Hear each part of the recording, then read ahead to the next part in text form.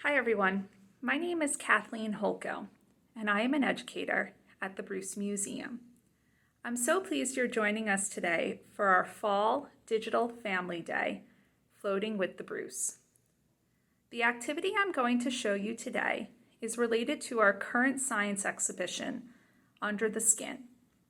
If you haven't done so already, I encourage you to visit the website for this exhibition at www.undertheskinexhibition.com.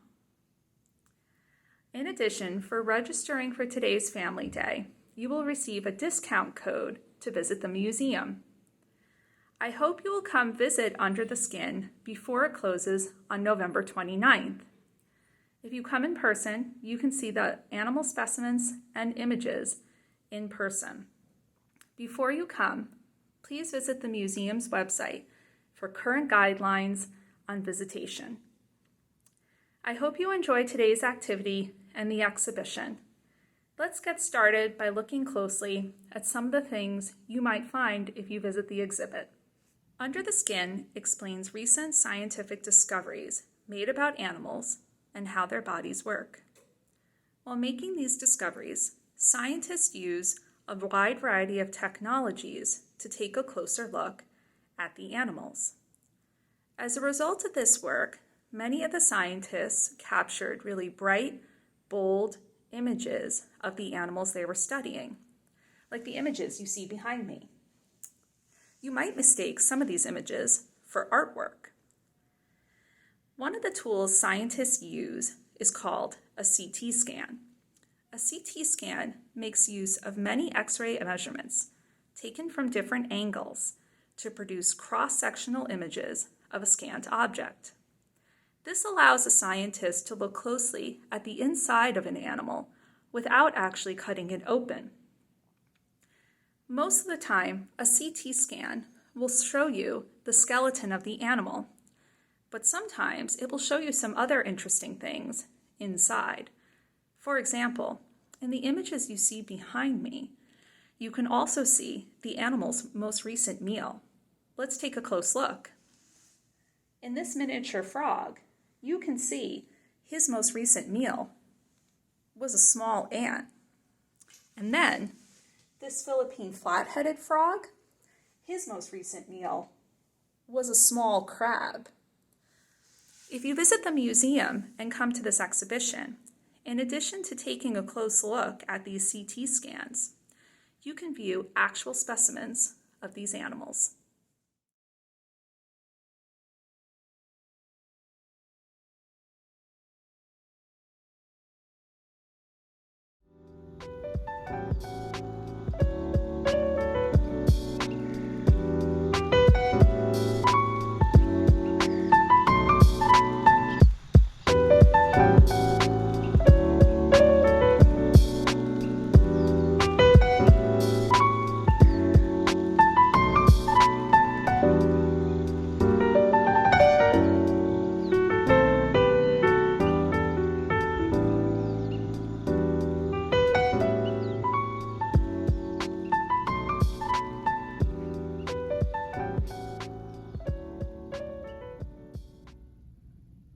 I thought it would be fun today to make our own CT scans.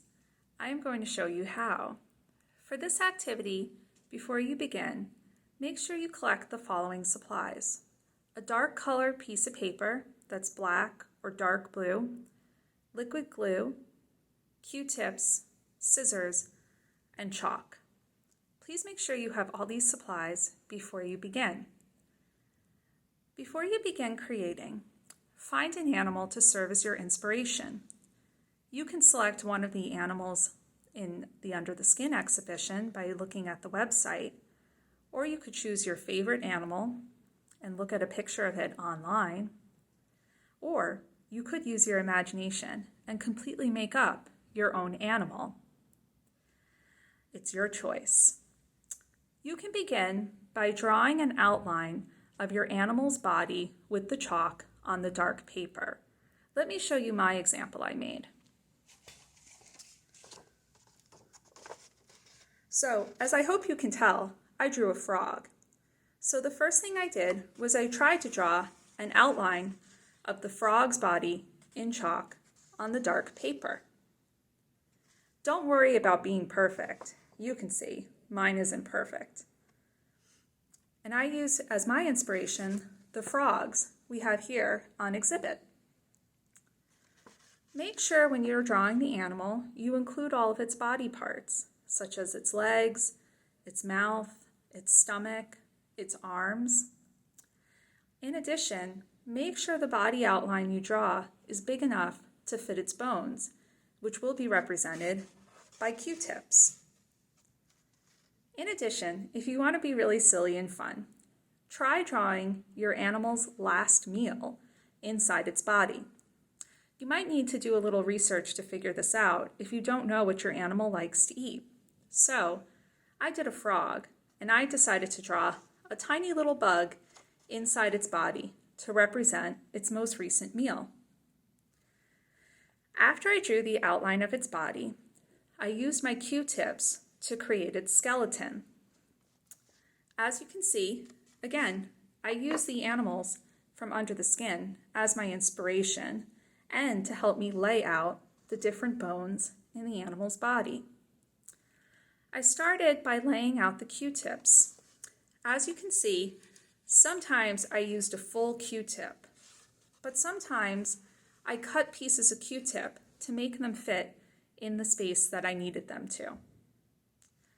Once I had all the pieces laid down, I started to glue them one by one. Remember, lay out all of your Q-tips or your animal's bones before you start to glue them down. And then, once you start to glue them down, be careful not to move the other Q-tip pieces around too much. You have to try to remember where all the Q-tips go, and it's easier if they just stay in one place. Once you've glued down all of your pieces, you've got your CT scan.